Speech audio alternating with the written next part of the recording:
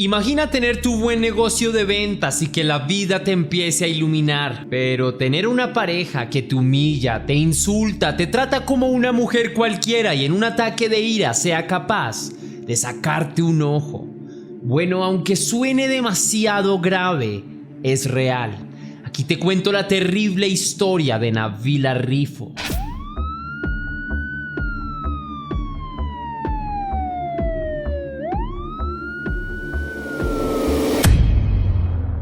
Antes de iniciar con el video de hoy, quiero enviar un saludo muy especial y cósmico a 3 leyendas. A Trinidad Cortés, que me escribió gracias. Gracias a ti, leyenda, por estar aquí, te envío un beso enorme y deseo que todo marche de maravilla. También quiero agradecer a Tamara Romo, que me escribió gracias, me encantan tus videos y escucharte es muy relajante, tu trabajo merece más reconocimiento. Un abrazo desde España. Muchas gracias, querida, por tu lindo mensaje, te envío un gran abrazo cósmico, también un beso del tamaño del cosmos hasta España. Por último, quiero agradecer a Judith Page, que me escribió gracias. Mil gracias, Judith, por tu mensaje, agradezco mucho tu presencia en la comunidad. Te envío un gran abrazo cósmico y deseo que goces de una muy buena salud. Ahora sí, la pregunta del día de hoy es: ¿perdonarías el maltrato físico en tu pareja? Déjame tu respuesta en la caja de comentarios.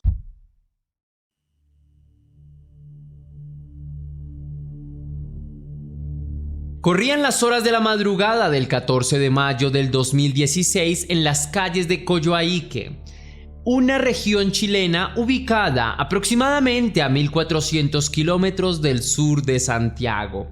Esa madrugada, un joven como cualquiera se encontraba caminando tranquilamente cuando a lo lejos divisó que algo de inmediato captó su atención.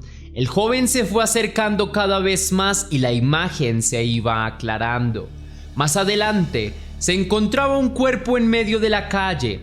Al llegar al lado del cuerpo, el joven constató que se trataba de una mujer. La escena era dantesca. A su alrededor había sangre por todos lados, un par de ladrillos y unas llaves.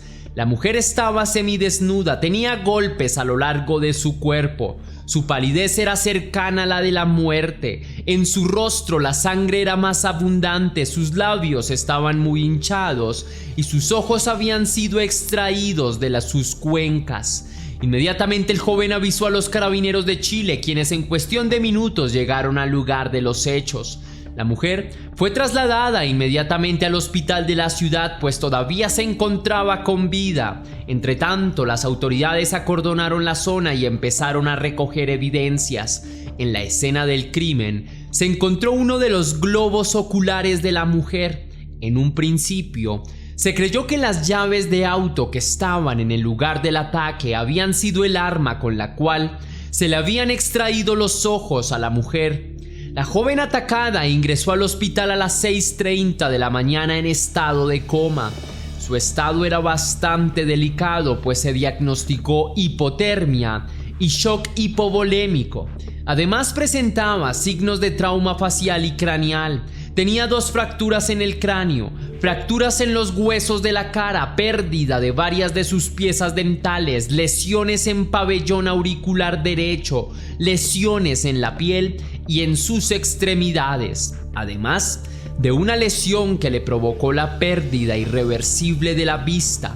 La mujer tuvo que recibir respiración artificial para poder mantenerla con vida.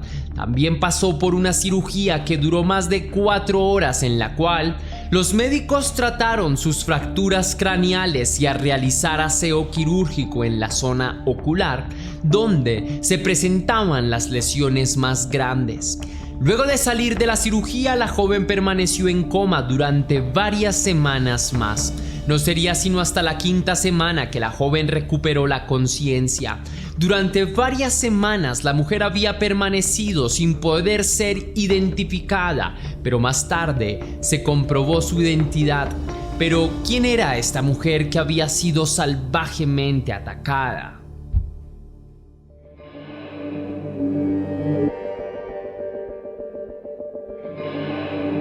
Nabila Melissa Rifo Ruiz, más conocida como Nadia, nació el 18 de junio de 1987 en una familia humilde. Sus padres, Noelia Rosa Ruiz Cárcamo y Juan Pablo Rifo, eran trabajadores y se ganaban la vida como podían. Aceptaban prácticamente cualquier trabajo que les ofrecieran debido a las dificultades económicas que tenían. Cuando Nabila cumplió 5 años, se fue a vivir a la casa de sus abuelos acompañada de su madre y de su hermana menor. La casa de sus abuelos estaba ubicada en Valle Simpson, una pequeña villa cercana a la capital regional. Su padre las visitaba los fines de semana, puesto que tenía que quedarse en la ciudad, porque en Valle Simpson el trabajo no era tan abundante. Pese a eso, los padres de la joven tenían una excelente relación y vivían muy felices.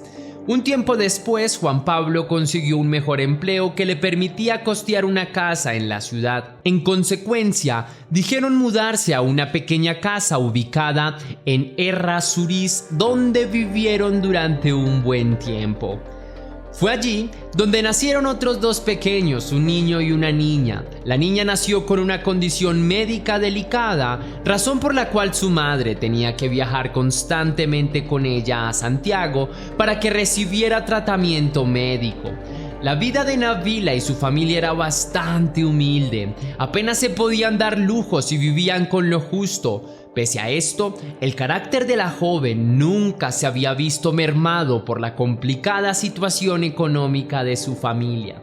La pequeña había empezado a asistir al colegio y aunque realmente no disfrutaba demasiado de estudiar, asistía rigurosamente a la escuela y por aquella época solía estar siempre rodeada de amigas. Pese a las dificultades que se le presentaban en el camino a ella y a su familia, mostraba resiliencia y un optimismo enorme ante la vida.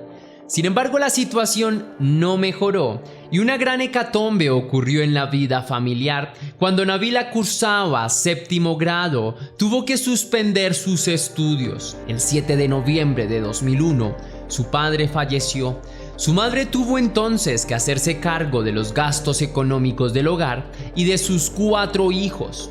Puesto que el tiempo no le permitía trabajar y cuidar a sus hijos simultáneamente, Nabila se tuvo que hacer cargo del cuidado de sus 3 hermanos menores.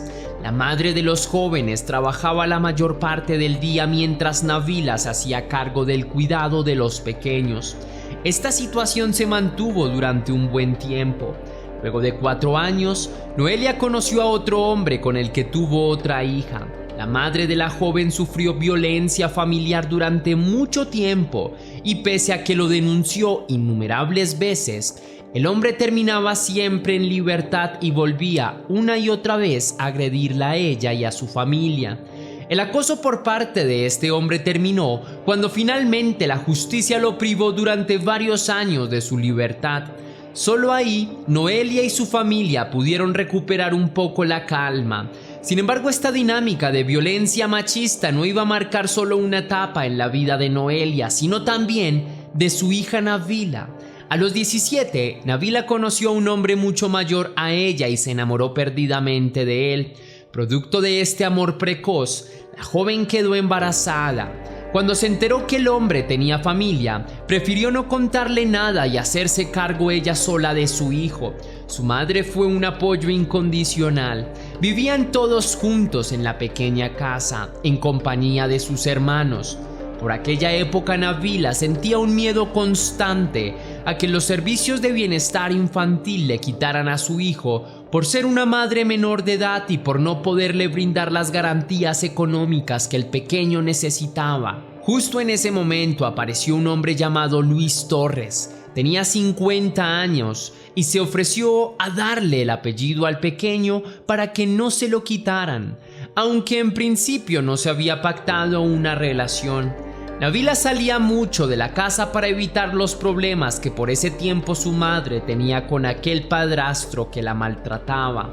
En consecuencia, terminó frecuentando a Luis Torres y entre tantos encuentros la joven quedó nuevamente embarazada. Apenas nació su segundo hijo, Nabila se fue de la casa de su madre y llegó al hogar de Luis Torres. No se puede decir que hayan sido una familia, ni siquiera se consideraban el uno al otro como una pareja. Simplemente el hombre le ofreció un acuerdo. Ella le ayudaba con él al aseo y la comida, y él le permitía quedarse junto a sus hijas en la casa. Nabila aceptó el acuerdo, pero tuvo que empezar a trabajar para mantener a sus hijos y poder darles una vida digna. Así fue como Nabila empezó como mesera en bares nocturnos, fue obteniendo cada vez más independencia y poco a poco se distanció de Luis Torres hasta que finalmente se alejó por completo.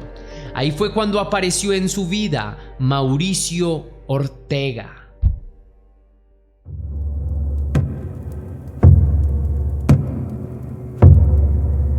Luego de que Noelia se separara de su pareja gracias a la reclusión de este, Nabila volvió al hogar materno acompañada de sus 2 hijos. Su madre la recibió con los brazos abiertos. La joven de 21 años trabajaba un día de por medio en un bar nocturno llamado Bohemia, de 10 de la noche a 4 de la mañana.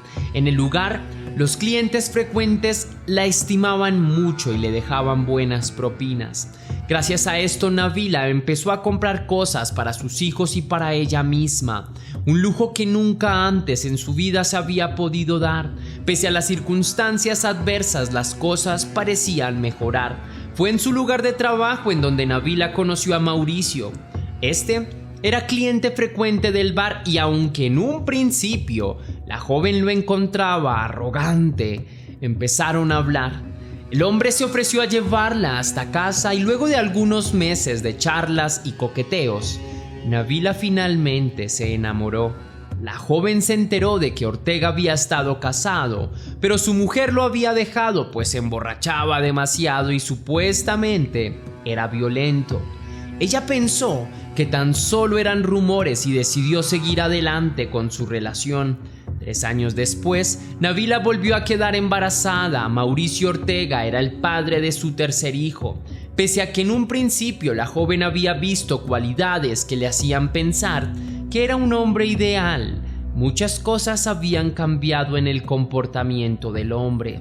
Este la trataba mal, la insultaba y llegaba incluso a decirle que era una mujer que vendía servicios íntimos. El hombre incluso había llegado a pegarle cachetadas y a negar ser el padre del pequeño. Pese a que la relación se deterioraba cada vez más y aunque Nabila trataba de alejarse de Mauricio, al final siempre volvían. 1 año después de que naciera su 3er hijo, volvió a quedar embarazada.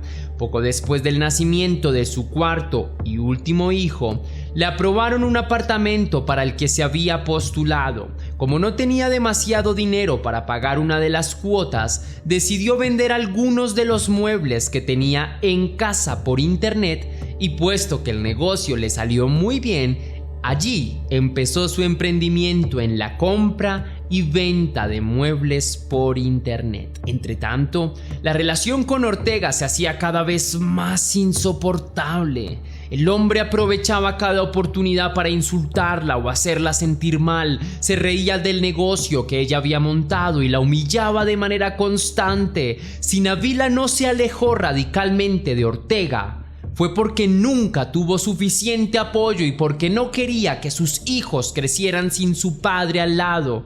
Ella prefería aguantar estoicamente los malos tratos de este hombre para que sus hijos tuvieran a su padre al lado. Tiempo después, la relación se enfrió tanto que la mujer finalmente se separó de Ortega, pero el historial de violencia del hombre en contra de Nabila no terminaría aquí. En el año 2015, Nabila vivía sola con sus hijas en un apartamento que había adquirido. Tenía una nueva pareja y su vida había mejorado bastante desde que se había alejado de Ortega. 2 días antes del cumpleaños de Nabila, se encontraba en su casa acompañada de su hermano y su pareja. De la nada, Ortega apareció en la puerta, pero la actual pareja de Nabila le dijo que no podía entrar. Ortega entró en estado de cólera, volvió a su carro, sacó un hacha y arremetió contra la puerta. Trataba de destruirla para ingresar a la casa. Al ver esto, la pareja de Nabila huyó por la ventana. Al ver que su casa estaba siendo destruida, Nabila salió y le dijo al hombre que se detuviera. Este entró a la casa y continuó destruyendo puertas a la vez que amenazaba a la joven y le decía que la iba a acabar. El hermano de Nabila trataba de calmar a Ortega, pero este no se apaciguaba. Al cabo de un rato, el hombre abandonó la casa y minutos después, las autoridades hicieron acto de presencia. Allí tomaron declaraciones y constataron los daños. Pese a esto, ninguna medida fue tomada en contra del loco de Mauricio Ortega. Algo que sin duda alguna pudo haber prevenido las acciones que más tarde ocurrirían.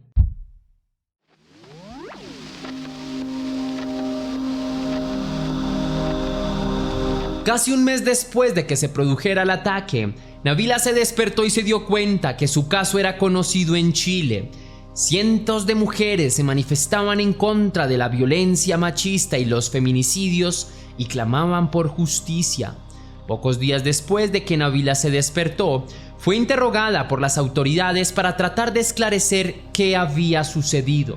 En un principio, la mujer dijo que lo último que había visto era un hombre de cabello largo, flaco y con una contextura bastante diferente a la de Mauricio Ortega. Puesto a que a estas alturas la expareja de la joven era el principal sospechoso, las autoridades quedaron un poco desubicadas con el testimonio de la mujer. Durante varias semanas, la joven sostuvo esta versión. Luego de pruebas psicológicas, se empezó a manejar la hipótesis de que tal vez la joven sufría del síndrome de Estocolmo, un fenómeno en el que la víctima desarrolla un vínculo positivo hacia su victimario. Después de muchos interrogatorios, Nabila por fin confesó que muy probablemente su victimario había sido Ortega. En el juicio se hizo una reconstrucción de los hechos. El 13 de mayo de 2016, Nabila, Ortega y otras 4 personas se encontraban en el domicilio de la joven. Estos festejaban, bebían y bailaban tranquilamente cuando en un momento de la madrugada la joven le recordó al hombre que le debía dinero. Este montó en cólera y le llamó malagradecida. Después empezó a golpear muebles y a hacer mucho escándalo. Entre tanto, los hijos de Nabila presenciaban el espectáculo llenos de miedo. Uno de los pequeños llamó a una de sus tías y esta llegó hasta la casa y se los llevó. Los otros invitados abandonaron uno a uno la casa. Una vez se quedan solos, Ortega golpea a su pareja y esta escapa como puede. Ortega la persigue durante varias calles y una vez la alcanza, la golpea con ladrillos y posteriormente le saca los ojos con las llaves de su carro. Por último, Ortega huye del lugar y deja el cuerpo de su expareja abandonado en la mitad de la calle. Ortega fue denunciado respecto al evento del hacha por interrupción agresiva de morada y amenazas simples contra personas y propiedades. Y respecto a los eventos ocurridos el 14 de mayo de 2016 por femicidio frustrado y lesiones graves, o mejor dicho, gravísimas. Durante el juicio, que duró un total de 36 días, la defensa de Ortega alegó que este no había estado implicado en el intento de asesinato ni en ninguno de los hechos con los cuales lo relacionaban. No obstante, la fiscalía lo encontró culpable. Las pruebas que ayudaron al veredicto fueron el testimonio de Nabila, las llaves del auto de Ortega encontradas en la escena del crimen, un saco de Ortega que tenía sangre de la víctima y todos los antecedentes de violencia que atestiguaron varias personas. En primera instancia, la sentencia fue de 28 años de prisión por los delitos imputados. No obstante, tiempo después, mediante un recurso de nulidad interpuesto ante la Corte Suprema de Justicia que fue acogido, la pena se redujo a 18 años de prisión. Supuestamente no se encontraron pruebas de que Ortega hubiese actuado con la intención de matar a su pareja, por lo que se eliminó el delito de femicidio frustrado. Esta decisión fue duramente criticada incluso por instancias presidenciales y estatales en todo Chile.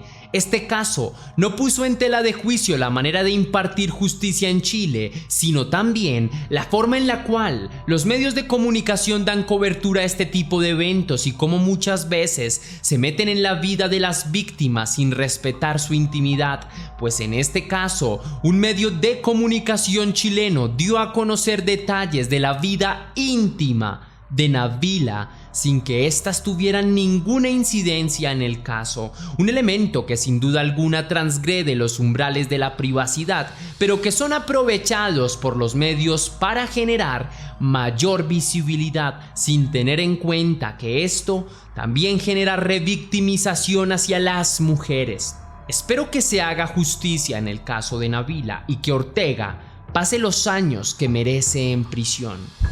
Si te gustó la investigación de este caso leyenda, déjame saber con tu misterioso like. Si quieres y si puedes hacer una pequeña donación para la producción de Test Misterios, estaré enormemente agradecido. Lo puedes hacer de dos formas distintas. La primera con el botón de super gracias que se ubica allí abajo, justo al lado del botón de descargar, o también vía PayPal, ya que tienes el link en la descripción y en el comentario fijado. Si lo haces de cualquiera de estas dos maneras, recibirás un agradecimiento personalizado y un saludo de mi parte para un próximo video. Sin más que añadir por hoy, mi querida leyenda, recuerda que las dudas te acompañan, que somos Misterio y que tú y yo nos vemos en el próximo caso.